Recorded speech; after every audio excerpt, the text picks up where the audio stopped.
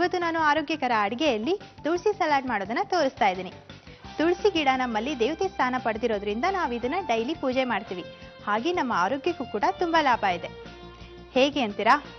ತುಳಸಿ natural mouth freshener, ಹಾಗೆಯೇ ರಕ್ತ ಶುದ್ಧಿ ಕೂಡ ಮಾಡುತ್ತೆ. ನಾವು ಏನೇ ತಿಂದಿದ್ರು ಕೂಡ ಕ್ಲೀನ್ ಆಗಿ ಜೀರ್ಣ ಮಾಡುತ್ತೆ. ಸೊ ಇಷ್ಟೊಂದೆಲ್ಲ ಪಾಯಿಂಟ್ಸ್ ಇರುವಾಗ ಇದನ್ನ ನಾವು ಆರೋಗ್ಯಕರ ಅಡಿಗೆಯಲ್ಲಿ ಮಾಡಲೇಬೇಕಲ್ವಾ? ಅದಕ್ಕೆ ನಾನಿವತ್ತು ಆರೋಗ್ಯಕರ ಅಡಿಗೆಯಲ್ಲಿ ತುಳಸಿ ಸಲಾಡ್ ಮಾಡೋದನ್ನ ಹೇಳ್ಕೊಡ್ತಾ ಇದ್ದೀನಿ. ಇದಕ್ಕೆ ಬೇಕಾಗುವಂತ ಪದಾರ್ಥಗಳು: ಬೀಟ್ರೂಟ್, ಕ್ಯಾರೆಟ್, ಉಪ್ಪು, ಮೆಣಸಿನ ಪುಡಿ, ನಿಂಬೆ ರಸ, ಪುದೀನ, ತುಳಸಿ, ಚೆರ್ರಿ. ಈಗ ನಾನು ಆರೋಗ್ಯಕರ ಅಡಿಗೆಯಲ್ಲಿ ತುಳಸಿ ಸಲಾಡ್ ಹೇಗೆ ಮಾಡೋದು ಅಂತ ಹೇಳ್ಕೊಡ್ತಾ ಇದ್ದೀನಲ್ವಾ? ಫಸ್ಟು ಬೀಟ್ರೂಟ್ನ ತಗೋಬೇಕು. ತಗೊಂಡ್ಬಿಟ್ಟು ಸಿಪ್ಪೆ ಎಲ್ಲ ತೆಗೆದು ಕಟ್ ಮಾಡಬೇಕು. ಚಿಕ್ಕ ಚಿಕ್ಕ ತುಂಡದಾಗಿ ಕಟ್ ಮಾಡಬೇಕು.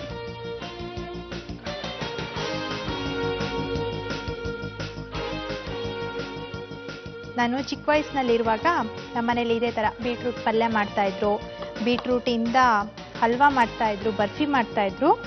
ನನಗೆ ಗೊತ್ತಿಲ್ಲ ಇದು ಇಷ್ಟೊಂದು ಕಲರ್ ಆಗಿರುತ್ತೆ ಅಂತ. ಸೊ ಮಮ್ಮಿ ಕೇಳ್ತಾ ಇದ್ದೆ, ಅಮ್ಮ ಹೇಗಮ್ಮ ಇದು ಇಷ್ಟೊಂದು ಕಲರ್ ಆಗಿದೆ, ಏನು ಕಲರ್ ಏನಾದರೂ ಹಾಕಿದ್ಯಾ, ಫುಡ್ ಕಲರು ಅಂತ ಹೇಳಿ. ಇಲ್ಲಮ್ಮ, ಇದು ತರಕಾರಿಯಲ್ಲೇ ಈ ಥರ ಕಲರ್ ಬರುತ್ತೆ ಅಂತ.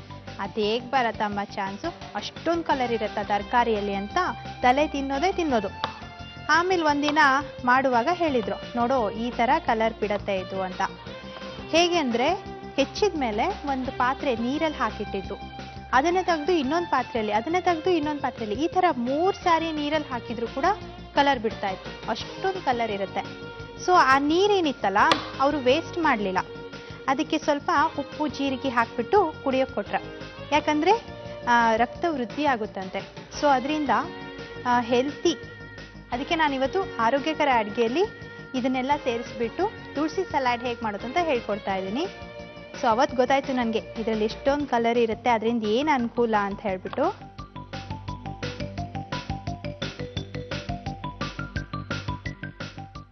ಬೀಟ್ರೂಟ್ನ ಅರ್ಧ ಹೆಚ್ಚಿದ್ದಾಯಿತು. ಕ್ಯಾರೆಟ್ ಕೂಡ ಒಂದು ಹಾಕ್ಬೋದು.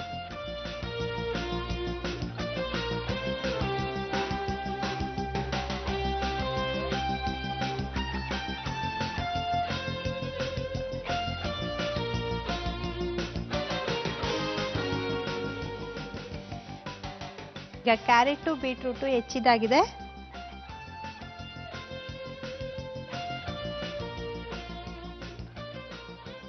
ಒಂದು ಬೌಲ್ಗೆ ಇದನ್ನೆಲ್ಲ ತಕೊಂಡ್ಬಿಡ್ಬೇಕು.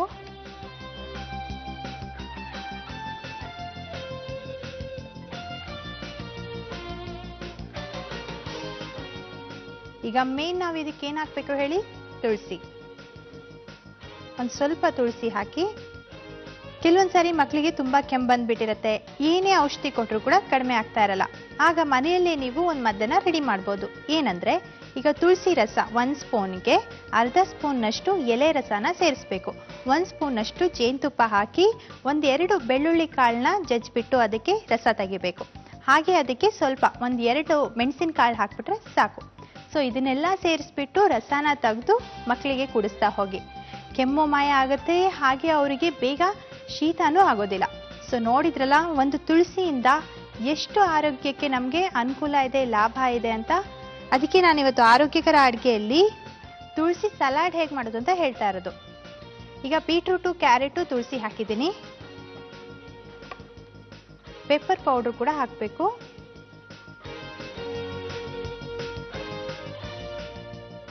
ರುಚಿಗೆ ತಕ್ಕಷ್ಟು ಉಪ್ಪು ಹಾಕಿ.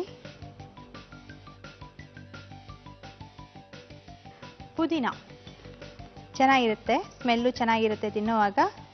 ಒಂದು 10 ಎಲೆಯಷ್ಟು ಪುದೀನ ಹಾಕಿ.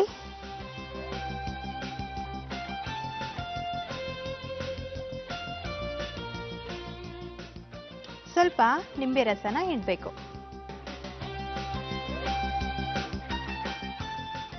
ಇದನ್ನೆಲ್ಲ ಹಾಕಿದ್ಮೇಲೆ ಕ್ಲೀನಾಗಿ ಕಲಿಸ್ಬೇಕು.